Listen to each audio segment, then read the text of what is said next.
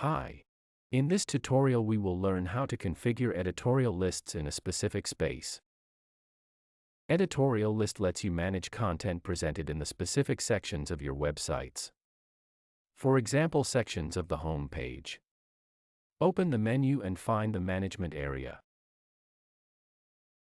Choose editorial list setting. There you will find existing editorial list and the option to create a new one. With the search loop you can easily find a specific one. To create a new list, use the Create New button. A panel for configuring the new list will appear. Start by naming the group and then define groups with permissions to decide who can configure it. If empty, are groups allowed? The next step is the list options, editable fields, and extension sections. In the first one you define the position of the list and the minimum and maximum number of entries.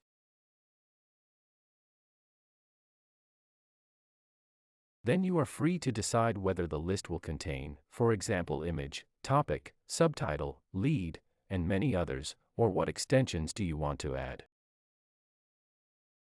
When everything is ready, click Create. Now you can use editorial list created by you. Thank you.